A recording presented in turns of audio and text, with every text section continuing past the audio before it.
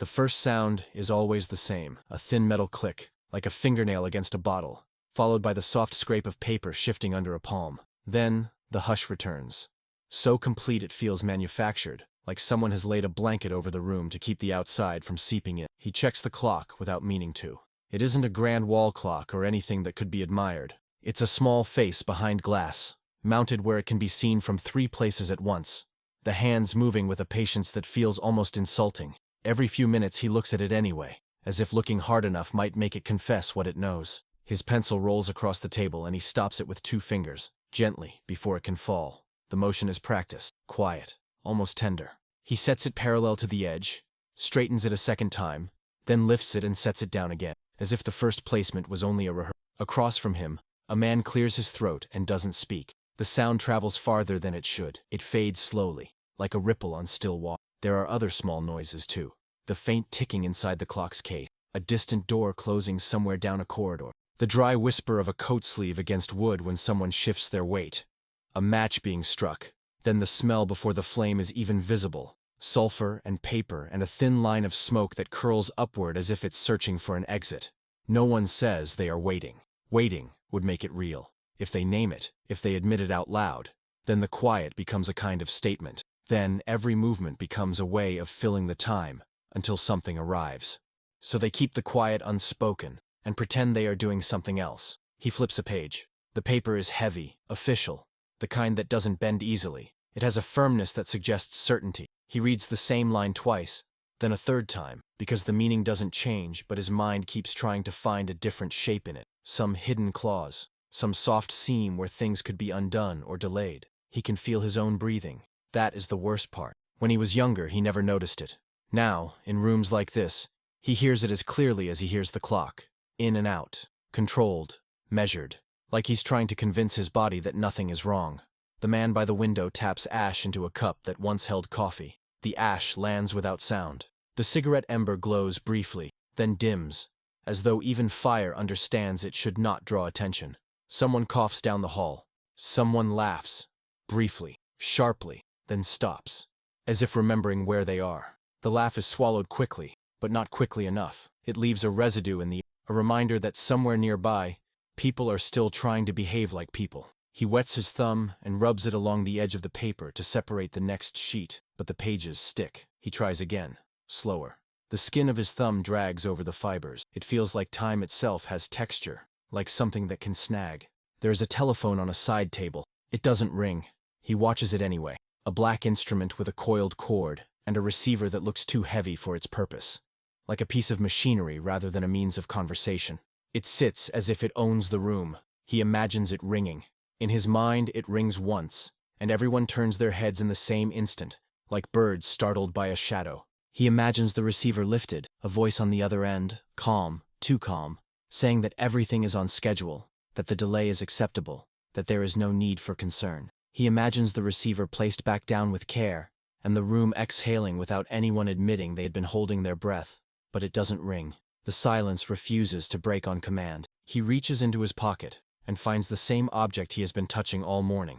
A folded piece of cloth, smooth from handling. He doesn't unfold it. He just presses it between his fingers and keeps it there, an anchor. His hand remains inside his pocket, as if he is simply warming it, as if there is nothing nervous in the gesture at all. A chair leg creaks. A pen cap clicks on and off. Once, twice, then a stop. The person doing it tries to pretend it wasn't them.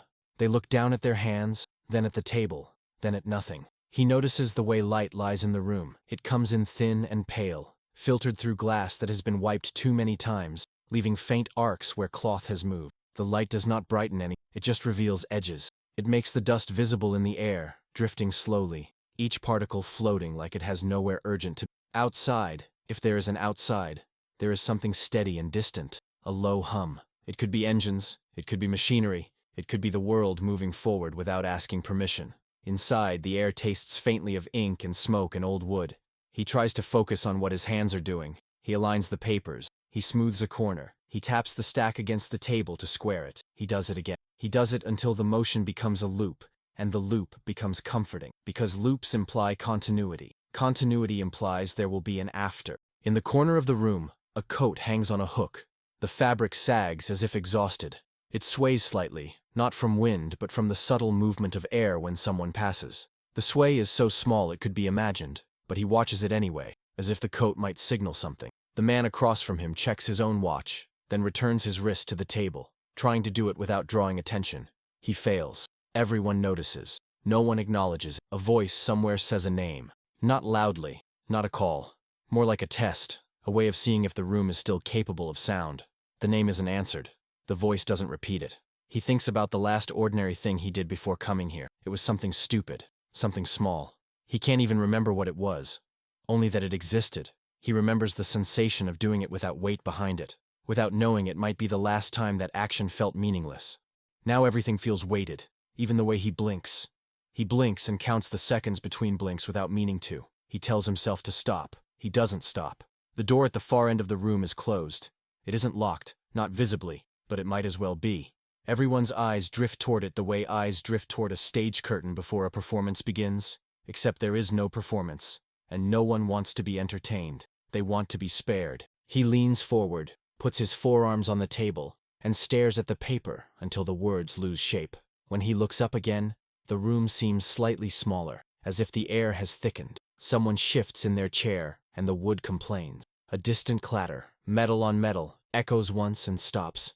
It might be nothing. It might be everything. No one moves toward it. He realizes he is listening for footsteps.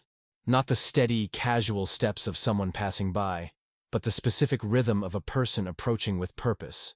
A stop at the door, a pause, the turning of a handle, the kind of entrance that changes the temperature of a room without anyone touching the thermostat. He listens so hard that he begins to hear things, the building settling, a pipe, the phantom echo of a boot that never struck the floor. He reaches for the pencil again, then stops, then reaches again, and this time he picks it up. He makes a mark in the margin, a small line, meaningless. He stares at it as if it might matter later. He adds another mark beside it, parallel, creating the illusion of a choice. One line, or two. Across the table, the man by the window crushes out his cigarette and immediately lights another. The flame flares briefly, bright enough to cast a moving shadow across his face. In that moment, his expression looks like something he would never show in daylight. Tight, guarded, almost pleading. Then the flame settles, and the shadow becomes normal again, and the man becomes a man again, and the room becomes what it insists it is. A room where nothing has happened yet. He sits back. He tells himself the delay is ordinary. He tells himself the quiet is procedure. He tells himself the clock is just a clock. He tells himself that waiting is not the same as doom. But the hands on the glass face keep moving. And somewhere beyond the closed door, something is already on its way. Time is running out. The setting reveals itself the way a bruise does, slowly, through color and pressure. At first, it is only the building and the way it holds sound. Thick walls that swallow footsteps. Ceilings high enough to make every cough feel embarrassed. The air inside is warm in an uneven way, warmed by pipes and bodies and a kind of official endurance. The smell is layered. Ink, coal smoke trapped in clothing, damp wool, metal that has been handled all morning. Somewhere nearby, boiled cabbage or turnips, something humble, gives off a faint sweetness, a reminder that even here, people still need to eat. Outside the windows, the day exists at a distance, light filtered through grime and frost or salt, depending on the coast or it doesn't matter. The light arrives pale either way. On the glass, fingerprints and wiped arcs show where men have leaned to look out, pretending they're just checking the weather. He is not the only one who keeps pretending. They move with routines that have been carved into them by repetition. Papers are carried in the same hands, in the same order. Stamps strike down with the same dull thud. A clerk walks the corridor with a tray of mugs, the liquid inside trembling but never spilling, because even small accidents feel unforgivable. In the hallway, a pair of soldiers, young enough to still look surprised by their uniform, stand beside a radiator that barely works. They talk quietly about nothing at all. A girl they saw at a station, a song they heard through a cafe door, the smell of bread. Their voices are careful, as if they're trying to keep the war outside the building by not saying its name. In the office, someone has pinned a map to the wall. It has been there long enough to curl at the corners. Pins hold it in place like nails through skin.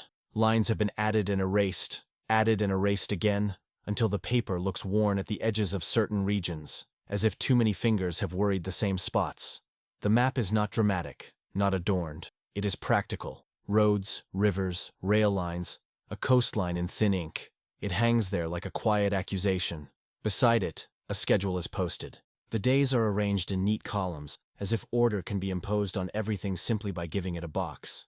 Someone has written over it in pencil. Minor changes, revised times, an arrow here, a question mark there. The question marks are always the... He passes the map every time he goes for more document. He never stops to stare. Staring would be admitting there is something to fear. He keeps working. He keeps doing the small tasks that make the building feel alive. He checks names against lists.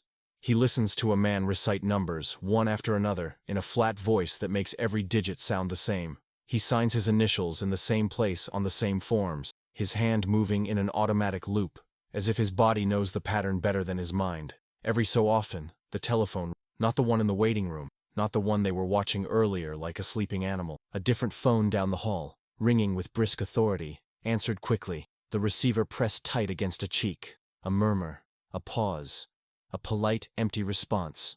Understood, or yes, sir, and then the receiver is set down with care, as if it might shatter. Nobody says what was said. Messages move like smoke, visible only when the light catches them right. A messenger boy appears at one door, disappears at another. He carries envelopes sealed with wax or string, the kind that crack when opened. He looks nervous but proud, as if running errands at the edge of history has made him older in a single week. In the courtyard below, a truck idles longer than it should. The engine's low vibration creeps up through stone and timber, barely perceptible, but once you notice it, you can't unnotice it. Men stand near the back of the truck, smoking, talking about how cold the night was, how they're certain the roads will stay clear, how the forecast is improving. Their optimism has a tone to it, too deliberate, too rehearsed. It is a kind of superstition. Say it will be fine, and perhaps it will. Inside, there are rituals meant to preserve normalcy. A pot of tea is kept warm on a small burner. Cups are washed and dried. A woman in an apron, too old to be here, too familiar with the building to be questioned, moves from room to room collecting empty plates, scolding men softly for leaving crumbs. Her presence is both absurd and comforting. War presses in from every side, and still someone is concerned about crumbs. At midday, someone announces lunch in the same tone they would use on any other day. Men file into a long room with benches and eat quickly. There is bread, thin soup, maybe a sliver of meat if the supply trucks have been on time. They chew without tasting much. The conversation stays on safe ground. A missing crate of paper, a broken hinge on a door, the rumor that someone in another department got reassigned.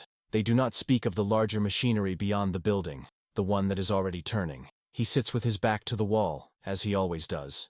Not from fear, exactly, more from habit. The kind of habit that comes when you've spent too many months in places where windows have been taped, and doors have been sandbagged, and every open space feels like an invitation. Across from him, a man tells a story about a dog that used to follow his unit down a road and then vanish at crossroads. It is meant to be funny. They smile. One man laughs a little too loudly, then looks down at his bowl, as if ashamed of having sound in his mouth. The laughter dies. The spoons keep scraping. After lunch, the routines resume, but the air has shifted. It is subtle, the way a room shifts when a storm is built. Not a noise, not a change of light, more like a tightening in the spaces between people. They stand a little closer to walls. They pause in doorways instead of stepping through. They speak in shorter phrases. The building has its own clockwork, and you can hear it trying to stay steady. A typist continues tapping out reports, her fingers moving with relentless rhythm. The clack of keys becomes a comforting metronome. A corporal in the corridor polishes his boots until they shine, though no one will see them under the grime outside. A lieutenant adjusts his collar in a mirror, then adjusts it again, not because it needs it, but because his hands need something to fix.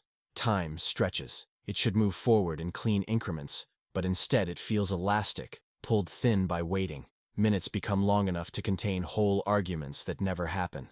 Hours hold small failures, a missing signature, a delayed stamp, a file that cannot be found until a man empties an entire drawer onto the floor. In the waiting room, the same men sit in the same positions as before. The ash cup fills. The pencil is placed parallel, then placed again. The cloth in the pocket is rubbed until the edges feel softer, and there are small irregularities, tiny, deniable cracks in the normal day. A runner arrives breathless, not from distance but from urgency, and then forces himself to slow down before stepping into the hall, as if speed itself is forbidden indoors. A stack of papers arrives with a corner torn, as though it was snatched from someone's hand. A message is delivered verbally, instead of on paper, and the man who carries it keeps his eyes lowered when he speaks. At one point, someone opens a door and the sound of the outside rushes in. Wind, distant machinery. A shout cut off mid-word. The door is shut quickly, too quickly. The room holds still afterward, as if everyone has been reminded of what waits beyond these walls. He watches the clock again. The hands have moved, but not enough to justify how tired he feels. A senior officer, higher than anyone else in the room, passes by the doorway without entering. His boots are clean, his posture precise. He speaks to someone in the corridor in a low voice.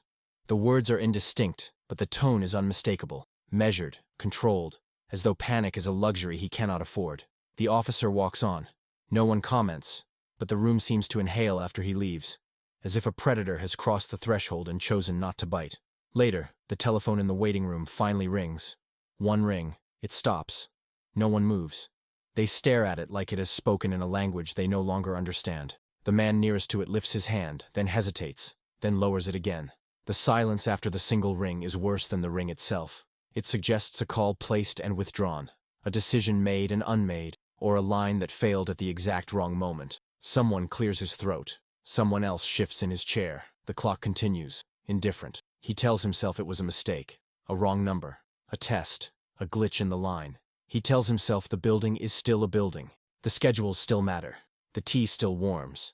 The map still hangs. The men still eat soup and tell stories about dogs. He tells himself the war is out there, but here, inside these walls, there is procedure. And for a few minutes, the illusion. Then, from somewhere deep in the building, a long, slow siren begins to sound. Not loud, not screaming, but steady, like a breath held too long. It starts low, grows slightly, then steadies again. It is not an alarm.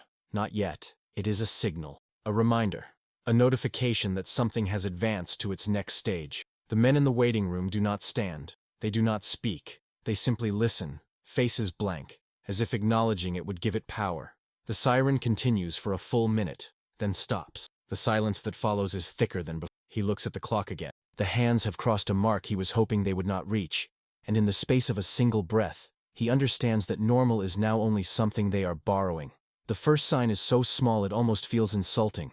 A file returns to the desk with a corner folded the wrong way, as if someone handled it in haste and then tried to pretend they hadn't. He smooths the paper flat with his palm, presses harder than necessary, and tells himself the crease means nothing. Paper bends. Hands slip.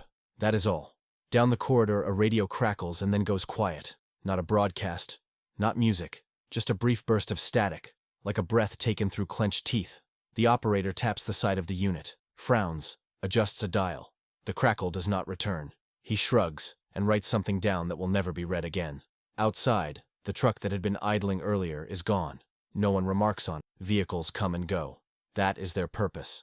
Still, someone glances through the window a second longer than usual, as if expecting to see it reappear in the same place, the same shape against the stone wall. It doesn't. The map on the wall has shifted slightly. One of the pins has loosened, and the paper sags at a corner, pulling a line out of alignment. A clerk notices and pushes the pin back in, harder this time, splitting the paper a fraction of an inch.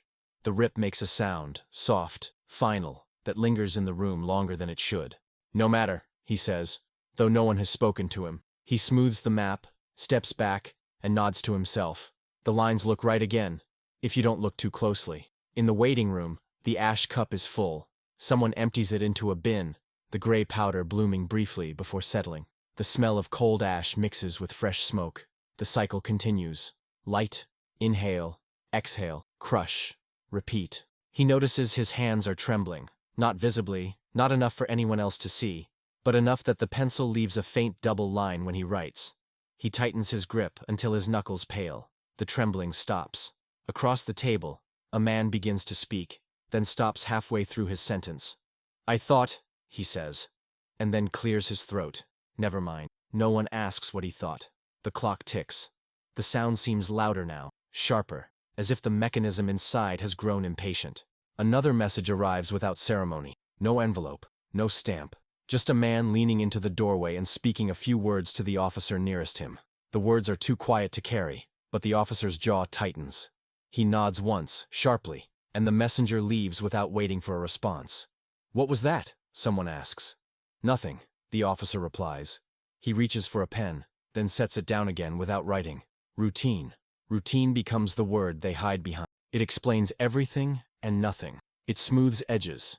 It allows them to keep moving. In the administrative office, a clerk tries to log a time and realizes the ink ribbon has dried. He swaps it out, blackening his fingers in the process. The new ribbon works, but the numbers come out smudged, as if time itself has blurred. A runner arrives late. Not late enough to matter, no one scolds him, but late enough to be noticed. He apologizes anyway, breathless, sweat darkening the fabric at his collar despite the cold. He offers an explanation about a blocked stairwell, a door that wouldn't open at first. Doors stick, someone says. The runner nods, grateful for the permission to stop talking. In the corridor, a pair of boots stand unattended near a bench.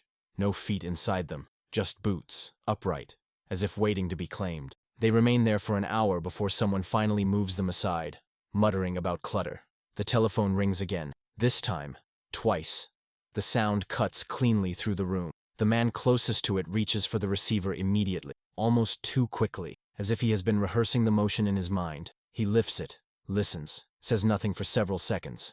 Yes, he finally replies. Then after a pause, yes, understood. He replaces the receiver with care. Well? Someone asks. He hesitates, just long enough to be strange. Line interference, he says. They'll call back if it's important. No one challenges this. They return to their papers, their watches, their rituals. But the air has tightened again, drawn taut like wire. From the windows, a change becomes visible, not dramatic, not immediate. The light dulls slightly, as if a cloud has passed over. Though the sky looks clear, shadows soften, then sharpen again. The day seems to be adjusting itself. A man by the wall rubs his eyes and laughs softly. I must be more tired than I thought, he says. Thought I heard engines. You probably did, another replies. They're everywhere now. The laughter that follows is thin. He realizes then that he hasn't eaten anything since morning. The thought arrives not as hunger, but as irritation, as though his body is offended by being neglected. He ignores it. There will be time later. There is always time later. Someone begins reorganizing a stack of documents that was already organized. The action has no purpose beyond movement. Pages are shuffled, aligned, reshuffled. When the stack is finished, it looks exactly the same as before. The siren does not sound again. That absence becomes its own signal. They notice small things more now. The way a door doesn't close fully unless you push it. The way a pipe bangs once, sharply, and then goes quiet. The way a man's voice cracks when he says a simple word like confirmed. A report comes in with numbers that don't quite match the previous report. The discrepancy is minor. A rounding error perhaps.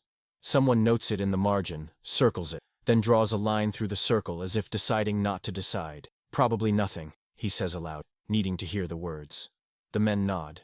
They have all learned how to nod at the right time. In the waiting room, the cloth in his pocket is damp now, warm from his hand. He considers taking it out, unfolding it, giving it air. He doesn't. Some things feel safer when kept hidden. A voice in the hall calls for a name, his name, and he stands so quickly his chair scrapes the floor. The sound is sharp, ugly. He freezes, embarrassed, then smooths his jacket as if that might undo it. Yes, he says. The voice hesitates. Not you, it replies. Sorry. He sits back down.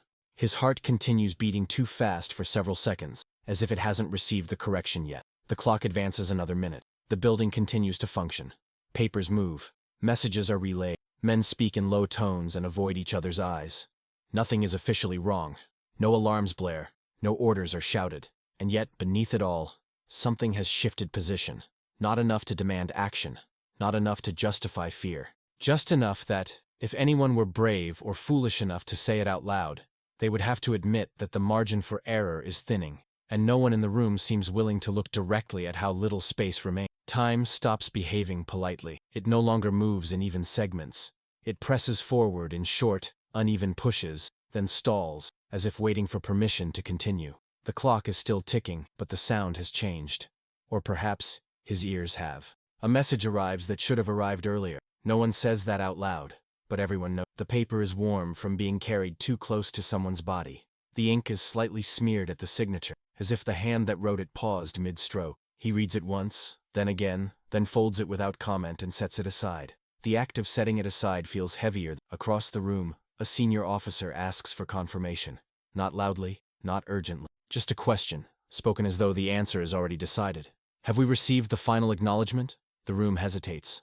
A clerk flips through a ledger, even though he knows the answer before his fingers touch the page. A lieutenant checks his watch. then looks at the door, then back at the officer. Someone clears their throat. Not yet, the clerk says. The officer nods once. It will come. The words land like a seal. No one suggests what happens if it doesn't. Outside, the air changes again. This time it is unmistakable. The light dims in a way that has nothing to do with clouds. Shadows stretch, then retreat. Somewhere beyond the walls, machinery shifts into a new rhythm. The sound is distant, but steady, purposeful. In the corridor, a door opens and closes too many times in quick succession. Men pass back and forth carrying the same folders, the same equipment, as if repeating the motion might alter the outcome. A runner stumbles, catches himself, laughs too loudly, then forces his pace back to normal. Careful, someone says. The runner nods, grateful for instruction, even if it is meaningless. In the waiting room, the telephone remains silent. That silence now feels intentional. He notices that conversations have grown shorter. Sentences trail off. Words like if and when disappear, replaced by statements that sound confident but aren't. Men speak about tasks that must be completed, not possibilities that could still be changed. A man near the window mutters, "We're still within the window." Which window? Someone asks. He doesn't answer. The map on the wall has been adjusted again. This time, no one remembers doing it. The lines look familiar, but not comforting. He studies a particular intersection, a place where two routes converge and then split again. His finger hovers near it, then drops away. Touching it would feel like a declaration. A radio operator receives a transmission and writes it down without reacting. He hands the paper to an officer, who reads it and folds it carefully, as though the folding itself might contain whatever is written there. Delay? Someone asks, trying to keep the word neutral. Adjustment, the officer replies. The difference matters to him, clearly. It is the difference between something temporary and something permanent. In the administrative office, a stamp jams. The clerk strikes the page again, harder. The ink bleeds through. The document is ruined. For a moment, the room seems to hold its breath, waiting to see how this small failure will be treated. Set it aside, the officer says. We'll redo it. The relief is immediate and disproportionate. A mistake can still be corrected. That must mean everything else can too. He becomes aware of his own body again. The stiffness in his shoulders, the dull ache behind his eyes, the way his jaw clenches without his permission. He forces himself to relax, to breathe more slowly, to sit back instead of leaning forward like a man about to run. The cloth in his pocket is damp now. He finally pulls it out and unfolds it. It is just a handkerchief, plain, white once, now grayed with use. He dabs his forehead, folds it again, and returns it to his pocket. The ritual feels like preparation, though for what he cannot say. A voice down the hall rises briefly, frustration, not anger, then falls back into control. A door closes harder than necessary. Footsteps pause outside the waiting room, then move on. The clock advances another minute. Someone points out that the schedule is slipping, only slightly, the officer replies. We accounted for that. Did we? The man asks before he can stop himself. The officer looks at him, not sharply, not threateningly, just long enough to make the question feel inappropriate. Yes, the officer says. The man nods and looks away. He feels the urge to stand, to say something, anything, that might slow the momentum he can now feel in his bones. The urge is physical, like the impulse to grab a railing when a train lurches. His hands curl around the edge of the table. He does not stand. No one else does either. They are all waiting for the same thing. A clear signal, an unmistakable order, a reason that can be pointed to later and explained. Without it, action would feel like intrusion. Another transmission arrives. This one is shorter, fewer words. He catches a glimpse of it before it's folded away. The language is careful, stripped of emotion, precise. It says what it needs to say and nothing more.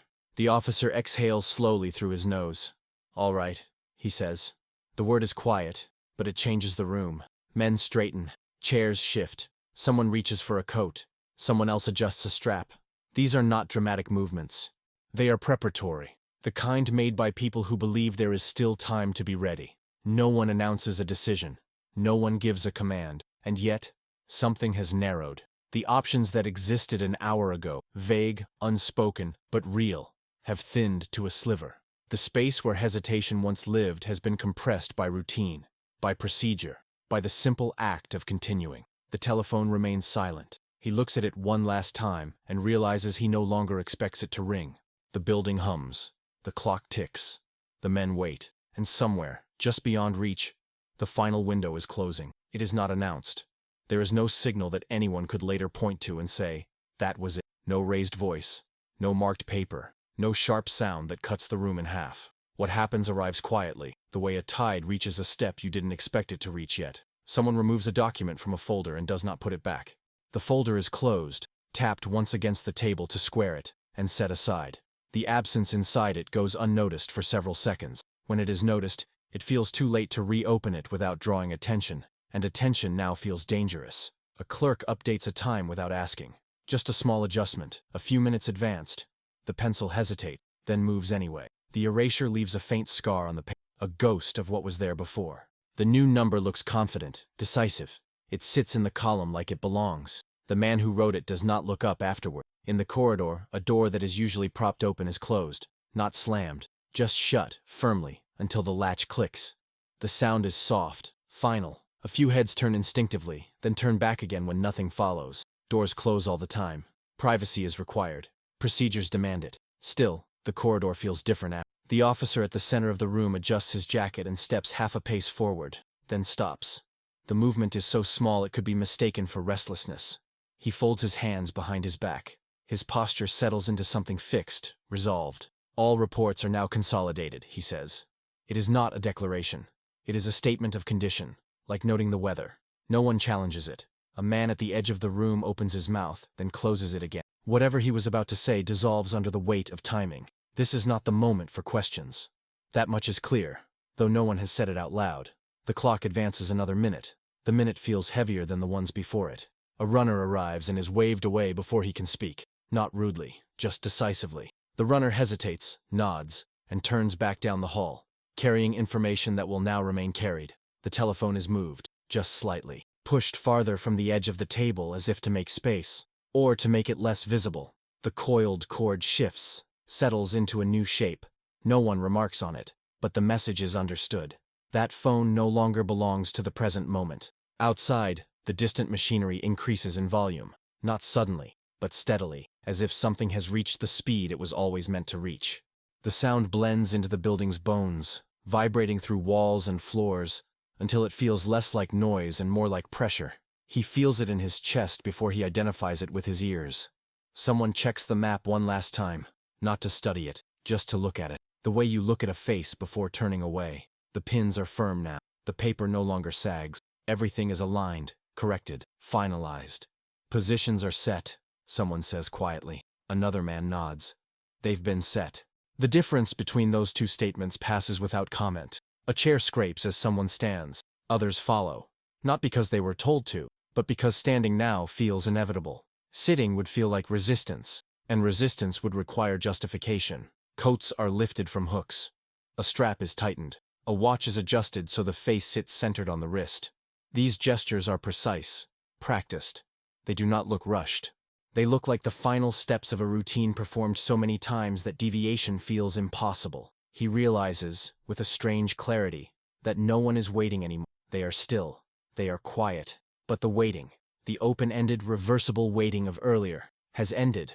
What remains is suspension, a holding pattern that does not allow retreat. He thinks of the question he almost asked earlier. He cannot remember the exact words now, only the feeling of it. A small resistance. A pause that might have mattered if it had arrived sooner. It did not. The officer glances at the clock and does not react. That, more than anything else, tells him what he needs to know. Time is no longer being monitored. It is being obeyed. In the silence that follows, something passes. Not a command, not a sound, but an understanding shared without language. A line has been crossed so quietly that no one can say precisely when their feet left the safe side. If someone were to speak now, to question or object, it would not stop what is coming. It would only mark them as having noticed, and so they remain silent. The room holds steady. Momentum settles into place. And without ceremony, without noise, without any single moment to point to, the last opportunity to step back disappears.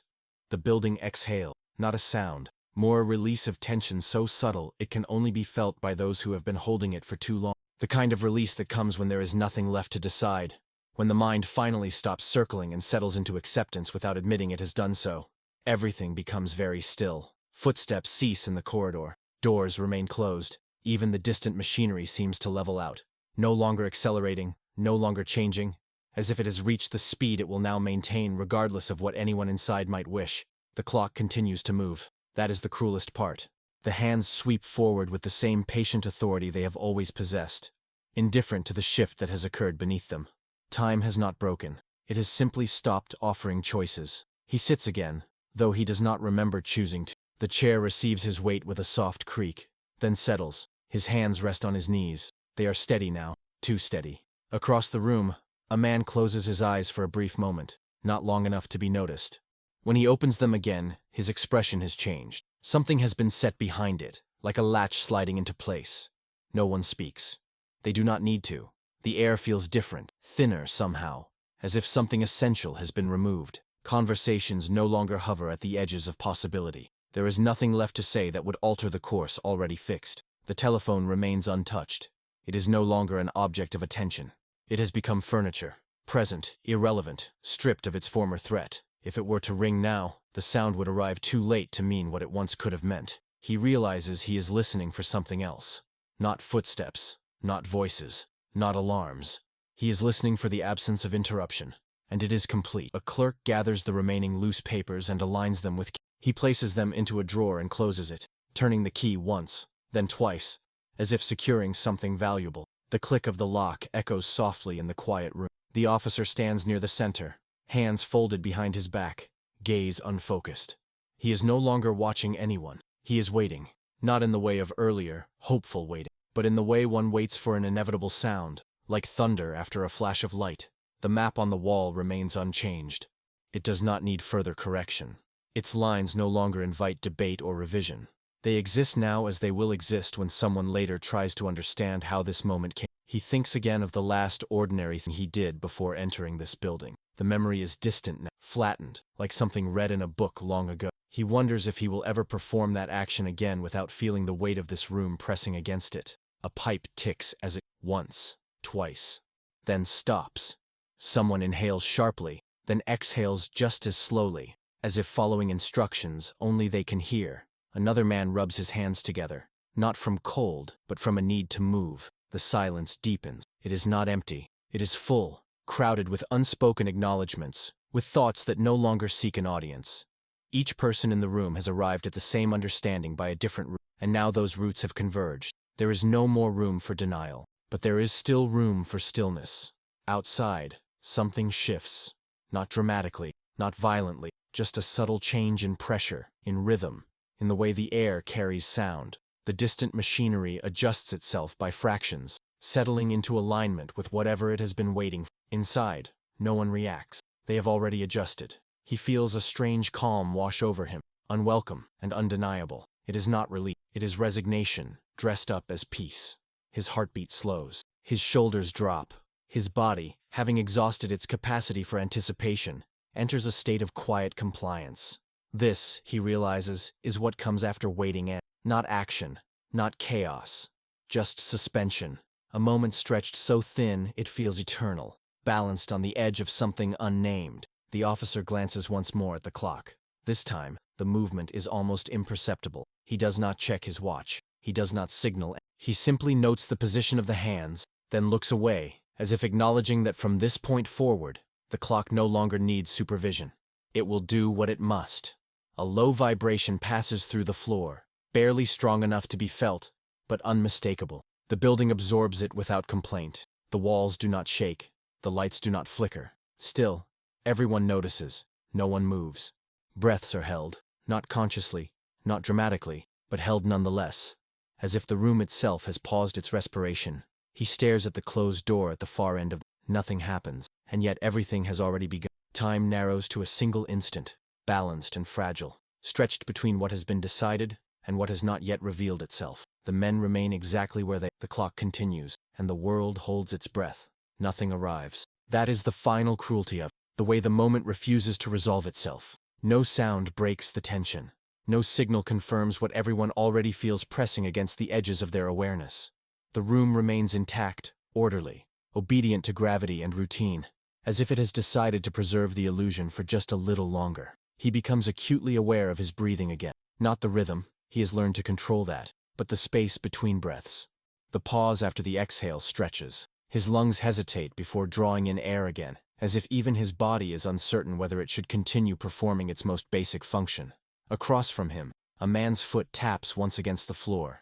It stops immediately. The sound feels intrusive, almost disrespectful. The man shifts his weight to still himself, his jaw tightening in apology, though no one looks at him. The distant machinery hums at a constant pitch now. It has found its equilibrium. There will be no further adjustments. Whatever sequence has been set in motion has passed beyond the need for fine-tuning. The silence thickens. It presses inward, not aggressively, but persistently, like fog filling a valley. It softens edges. It muffles thought. The room begins to feel detached from the rest of the world, sealed off inside its own suspended second. He watches dust drift through the air. Each particle moves slowly, lazily, unconcerned with consequence. They catch the light and vanish again, small witnesses to a moment that will never be recorded as it is experienced. The telephone remains still. He no longer wonders if it will ring. That question has drained itself of meaning. If it rings now, it will only announce what can no longer be influenced. If it remains silent, the result will be the same. The difference between those two outcomes has collapsed. A chair creaks softly as someone adjusts their posture. Careful not to stand, careful not to sit any deeper.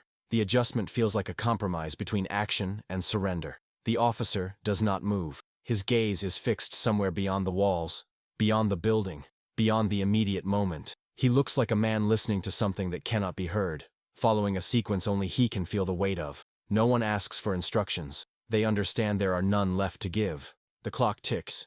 Each second lands with a soft, definitive sound, like a nail tapped gently, and there is no rush in it, no urgency, just continuation. He thinks briefly of the idea of history, not as something written later, but as something forming now, silently, without witnesses who will ever fully understand their own role in it.